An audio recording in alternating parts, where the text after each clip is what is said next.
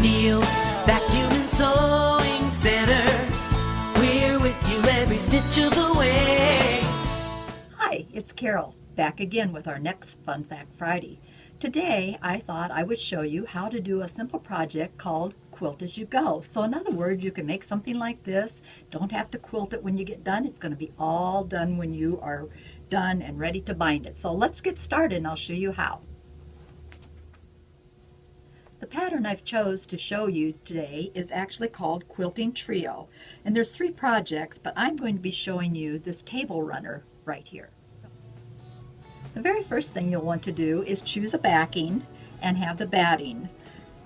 One of the little tricks that I've learned over time is rather than use a spray glue to hold this together, if you'll take these 2 pieces to the iron and simply iron over it, it really makes your batting stick to your backing and you won't have to use that spray glue. So the first thing you're going to do is take your backing and batting and you're going to draw a line across the centers to have a mark to start.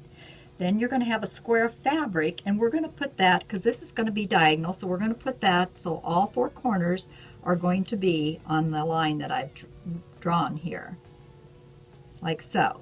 And you just need to lay that down. There's no sewing at this point. The next thing you'll do is you'll take your 2 pieces and you're going to put them right sides together like this and sew 1/4 of an inch. So I'm just going to lay them out like they would be, and then you would press them towards the outside. So that's round number 1. Then you're going to take your longer pieces and we're going to do the same thing. And since this is kind of directional, I'm making all of my wording go to the outside. So you're going to lay that one out like this. Again, right sides together, flip it over, and sew it. And the same with this one. And we're going to leave opposite ends so we can make our triangle here open. And you can see here we're starting to get the triangle. And you just continue around with all the pieces in your border here.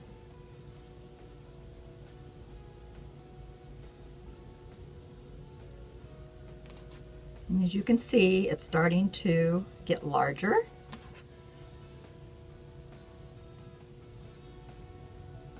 And we have one more piece for this small item that we're making.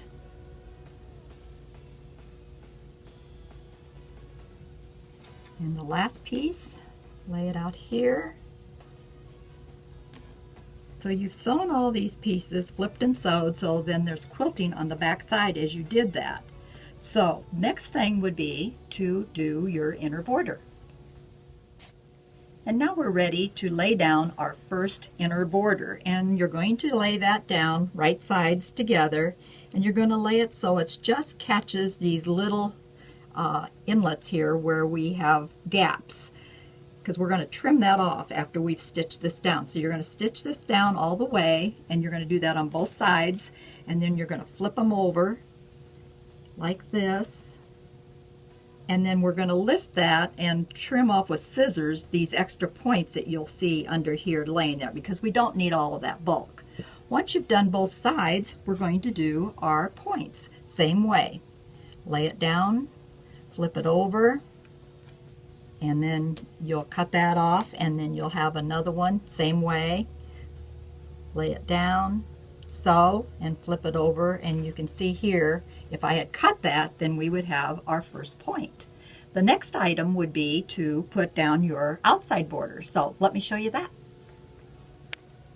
So now we're ready to put on that last outside border, and again we're going to do it just like we did the inner border. And since I am using directional fabric, I want to make sure my writing's all going to the outside. So you're going to flip it over, right sides together, sew your 1/4 inch seam all the way down, and flip it over and press. And after you've done that to both long sides, then we're going to be doing the points. And again, it's the same principle. You're going to make sure your directional fabric's going correctly like this. Flip it over, right sides together, sew your seam, and press. And you'll do that again on all 4 corners, and once you got that done, then we're going to trim off like these pieces and things and make it perfect so we can bind it. Our final step to make our little table runner is to bind it, and I am going to show you how I put my binding pieces together. Could be done a different way if you would like, but this always looks nice and it doesn't show very much. So you're basically going to lay them at right angles, and I'm going to pin it to show you how it will look when you unfold it. And you're going to go from top corner down to the bottom corner with a stitching line.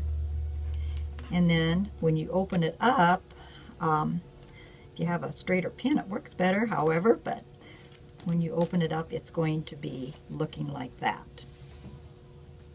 So then you can fold your fabric in half like this, and then you're just going to bind it as you would any quilt or any other. So when you get all that done, this is what your project will look like. This is the front side, and the back side is all quilted, ready to go, and put that on your table. So we hope you have enjoyed this today and learned a few hints about doing quilt as you go. And until next time, happy sewing. Wheels, vacuum and sewing center. We're with you every stitch of